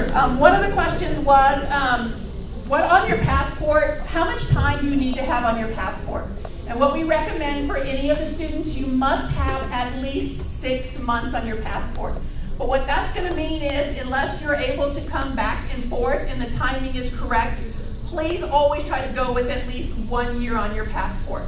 So if it looks like your passport's going to expire or something along those lines, go ahead and think ahead. You just cannot be over-prepared.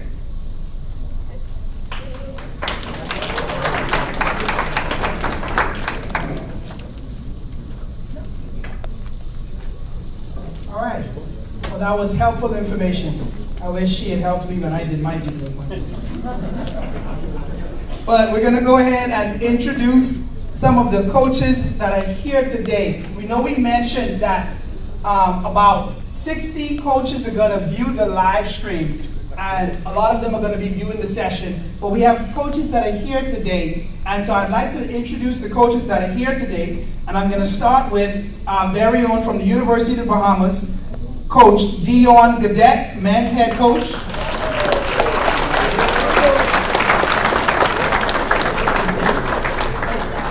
From Arizona Western College, Coach Nicole Acosta, head coach women's. From Dodge City Community College, Coach Stuart Borty.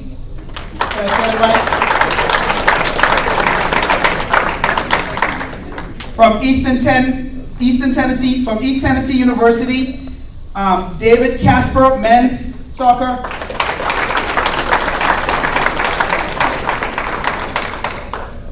There's also a representative from Truman College in Chicago, Illinois. If you're here, can you stand?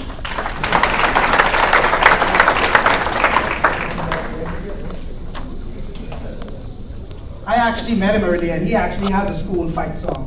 I think it goes, I do not know my fight song, I do not know my fight song.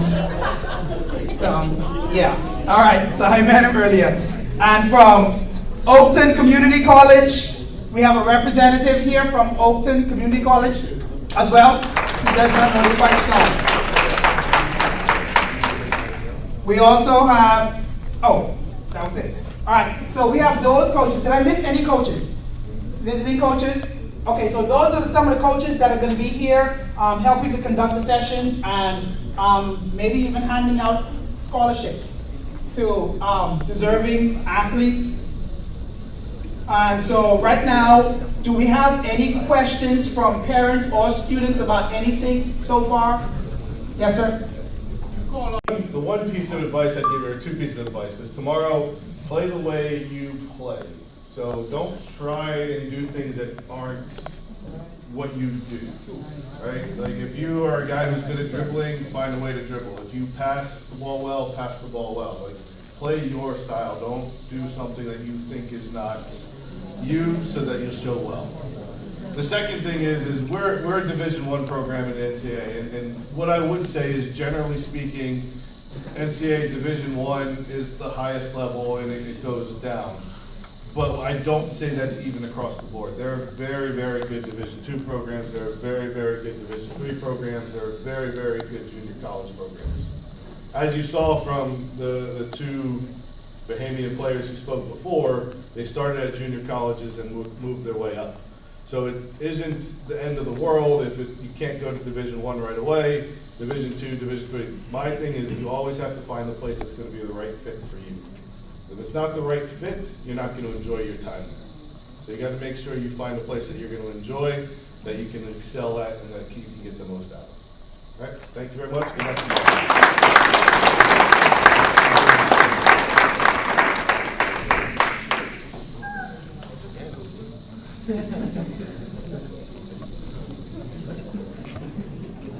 Hello. My name is Stuart Borteg. I go by Coach Stu. In case you guys didn't say Stu. Coach Stu. I'm originally from Ghana, so I'm an international student as well. I came to the United States when I was 11 years old. Didn't come from much. Okay, so hearing all these stories, I mean, I see some of my family members who are struggling with all of this and being able to help out and all that. So yeah, that's pretty cool. I just want to share that. My program. Obviously, yeah, you guys have a beautiful place. I don't want to go back home yet. Coach has been there.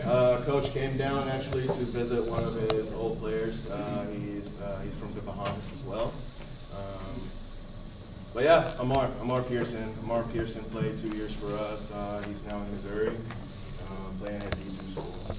He loves it up there. I actually talked to him, hey, what should I bring? What's the place like? Should I bring US dollars? Or what should I bring? What's the food like? I mean, just kind of like curious about what the Bahamas is like. So far, like it. The place, it's very, very bipolar. Very bipolar. It's cold one day and it's hot the next day. Example, on Monday I was in shorts. On Wednesday I was in a huge jacket. You know? So, soccer-wise, soccer. I took over the program. 2 years ago. I took over. I mean, I wasn't supposed to be. Coaching was never was never part of the plan. I was traveling. I mean, I've done a lot with the game of soccer. The game of soccer has just given me a lot. I got to my last job was with FC Barcelona. FC Barcelona, I got to run their camps.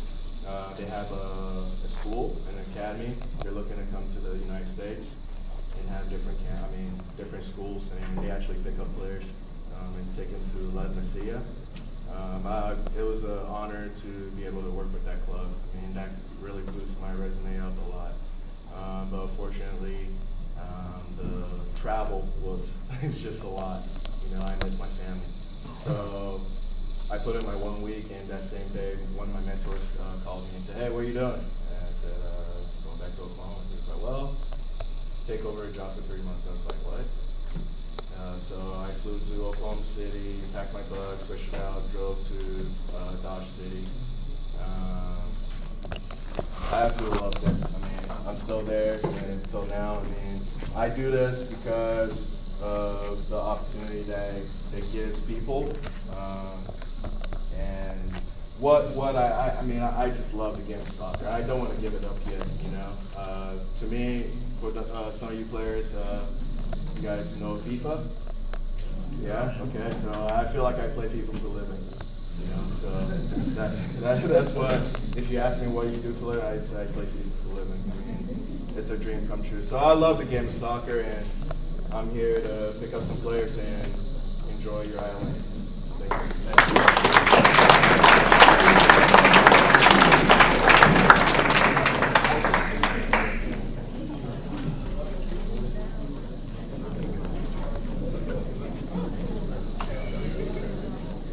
Hello, my name's Ethan Bontley. I'm representing Truman College in Chicago, both the women's team and the men's team. I was the women's head coach this last year.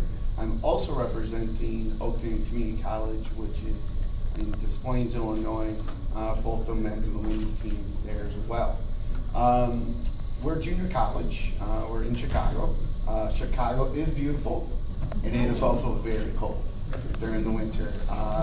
We had this polar vortex come down and grip our city, and I have screenshots on my phone where it was literally negative 18 degrees Fahrenheit, and it's 44 degrees wind chill. That was very cold, but that was the exception to the rule.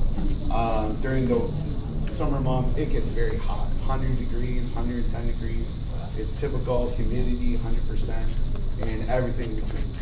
Our schools. Community colleges are a great way to get into the U.S. system. As you probably can all figure out, it's very complicated. It's complicated to us, and we're in the system.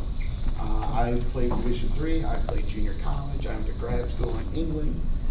My wife is from Turkey, and trying to explain this when I go internationally recruiting, it is complicated. If you're given the opportunity to play Division I, that is amazing. It's also what you need to look at it, is it the right fit for you? There's something that every single coach here will tell you. Yes, we're out there recruiting players, but truthfully what we want is the best situation for those student athletes. What you don't want is a student to get in a situation where they transfer after a semester or a year, or they drop out because it wasn't the right fit for them. If you can get the great funding that Division I, Division II has, whether it be junior college, NCAA, or NAIA, you need to take those opportunities. But as you can see from the stories you've heard today, you've got to be well disciplined. International students typically are extremely disciplined, but it's also difficult. You're far away from home.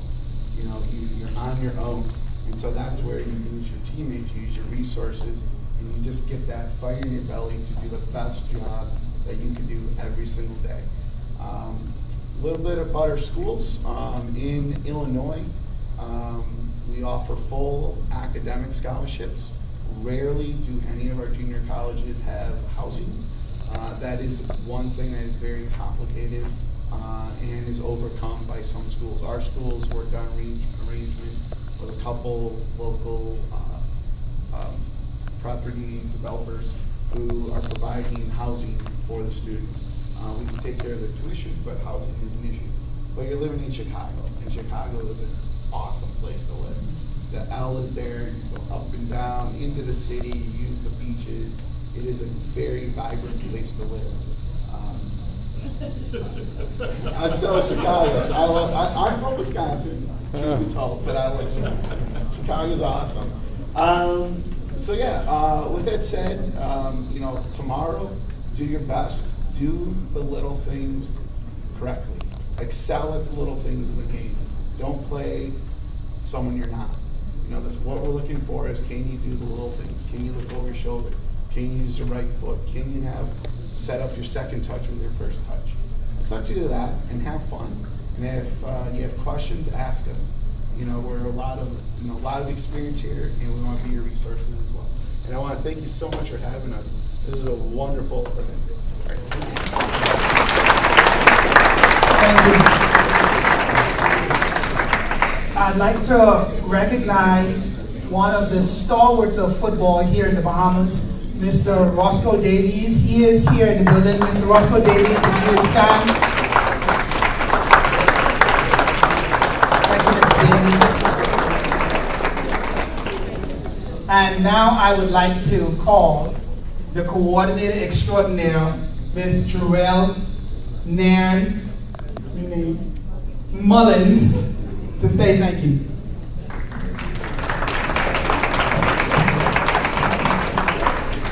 Good evening, everyone. Good evening. Are you guys filled with information? Athletes, are you ready to go out tomorrow and perform? Seize the moment. All right. I know we kept you out late.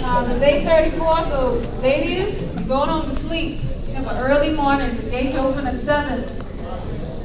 So we don't want to line like we had today at 7:55, because we're starting at 8 a.m. promptly. But we are over time, and we have some refreshments out front, but I can't rush this part. I have to say thank you. First of all, I want to say thank you to my Lord and Savior, Jesus Christ, because without him, this would not be possible. I can't say that this was an easy task, or easy fight at all. At some points, I was getting very discouraged, but you just meet people and then doors start to open and the momentum just starts to pick up, and now it's about 250 of you all here tonight, and you have opportunity waiting for you tomorrow. I have to say thank you to my husband who helped me set this place up on his midterm break, because he is a teacher, so special thanks to him. To the BFA administrators, special thank you to Mr. Carl Lynch.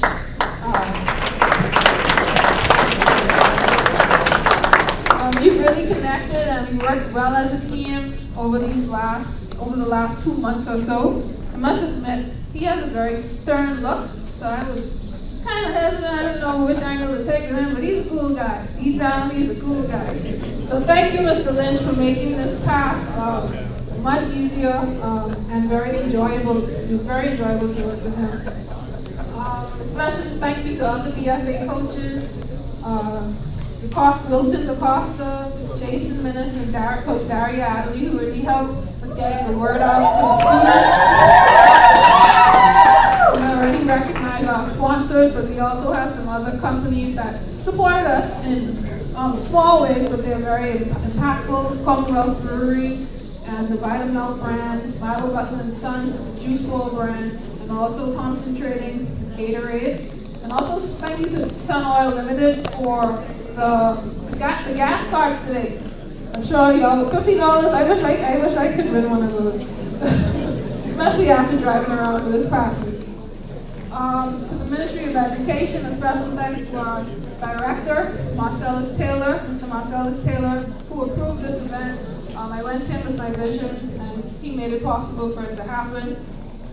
My Scholarship and Educational Loan Division team, our administrator, Ms. Shalene Burrows. She is the chief of the Scholarships Division, and she's out there working registration. So that should tell you, we have a really good team. Ms. Monique Kinsey, Linda Ford, Forbes, Ms. Georgette Turnquest, and Javon Williams with Communications for helping us get the word out as well. Ms. Shadell Ford. Special thank you to our presenters from the NCAA, the Bahamas Scoping Association, Marcel, the student athlete, and my brother, Mac. Thank you for keeping my room clean in my absence. To our videographers, our parish production, the food you're going to eat, I hope you enjoy it. P.I. Grant and Kenji Shea. And also thank you to the staff at NTA. And if I didn't mention your name, a special thank you to the coaches. How can I forget? I've been thanking you since you got here, so thank you. I hope that these students, knock your socks off tomorrow and leave you with an overwhelming decision-making experience. To the parents, give yourself a round of applause.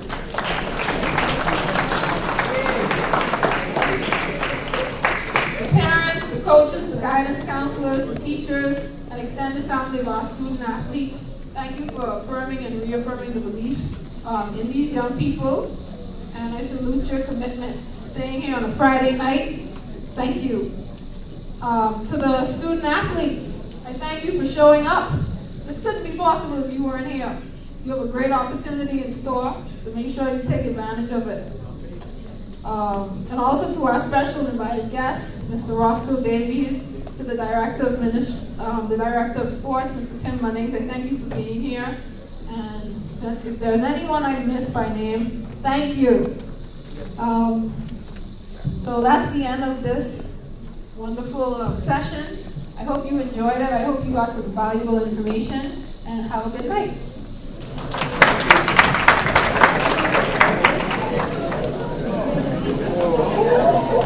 Good job, Mr. Moderator. Thank you,